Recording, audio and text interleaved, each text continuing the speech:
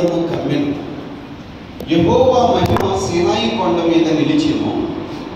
మేఘము 6 దినములు దానిని కమ్ముకొనెను. 7వ దినమున ఆయన మేఘములో నుండి మోషేను పిలిచినప్పుడు యెహోవా మహిమ కొండ శిఖరం మీద దహించు అగ్ని వలె ఇశ్రాయేలు కన్నులకు కనబడింది. మరొక మాటను పైన 12వ వచనంలో చూద్దాము. అప్పుడు యెహోవా మోషేతో ఇట్లనెను, నీవు కొండ ఎక్కి నా యొద్దకు వచ్చి అచ్చట ఉండుము. నీవు వారికి బోధించినట్లు నేను వ్రాసిన ఆజ్ఞలను ధర్మశాస్త్రమును రాతి పలకలను నీకు ఇస్తాను అన్నాడు.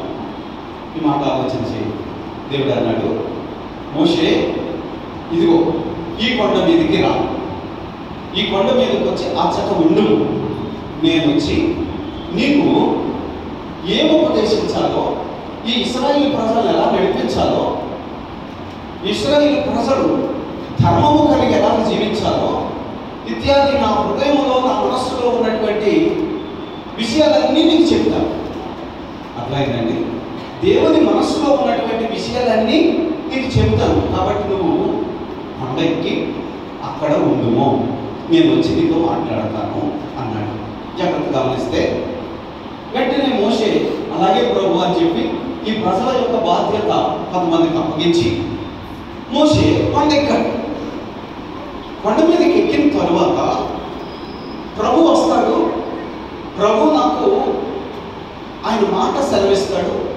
ఆయన మనసులో ఉన్నటువంటి విషయాలు అవి చెప్తాడు. ఈ ప్రజలు ఎలా నడిపించాలో ఏంటో ఆయన చెప్తానన్నాడు కదా.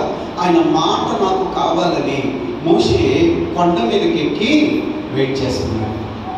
ఒకసారి ఆలోచించి వెయిట్ చేస్తున్నాడు. ఇప్పుడు మనం 15వ వచనం చదివాం కదా. మోషే కొండ మీదకి ఎక్కినప్పుడు ఆ మేఘము కొండను కమ్మెను. యెహోవా మహిమ సీనాయి కొండ మీద నిలిచెను. మేఘము 6 దినములు దానిని కమ్ముకొనెను. 7వ దినమున ఆయన మేఘముల నుండి మోషేను పిలిచాడు. ఇప్పుడు ఆలోచన చేయండి. మోషే కొండెక్కాడు కదా. కొండెక్కిన తర్వాత ప్రభు ఏమన్నాడు, నువ్వు అక్కడ ఉండి వచ్చేంత వరకు నేను వచ్చి నీకు చెప్తాను. ఇప్పుడు మోషే కొండెక్కాడు. ప్రభు కొరకు చూస్తున్నాడు. ప్రభు వస్తాడు, నాకు మాట ఇస్తాడు, నాకు ఉపదేశం ఇస్తాడు, నేను నడవలసిన మార్గము, నడిపించాల్సిన మార్గము నాకు ఇప్పిస్తాడు. అందుకే కదా ప్రభు రమ్మన్నాడు. వెయిట్ చేస్తున్నాడు. ప్రభు రావట్లేదు. ఒకరోజు అయిపోయింది, ఇంకా వెయిట్ చేస్తున్నాడు. ఆకలి అవుతుందా లేదా? ప్రభు రమ్మన్నాడు, మాట్లాడతాను అన్నాడు. కాబట్టి క్యారియర్లు, వాటర్ క్యాన్లు అన్నీ పట్టుకుని వెళ్ళాడు. ప్రభు మాట్లాడతాడు, ఉద్దేశం తీసుకోవాలని వెళ్ళాడు. తీరైన తర్వాత ప్రభు రాలేదు కాబట్టి శరీరం ప్రెషర్ పడుతుందా లేదా? ఆకలి అవుతుంది. ఏం చేయాలి? శరీరం ఒత్తిడి పెడుతుంది. సరే ఆయన వస్తాడు కానీ ఈ లోపల కొంచెం భోజనం చేసి వచ్చేది కనుక అన్నట్టు కూడా ఒత్తిడి వస్తుంది. దాహం అవుతుంది.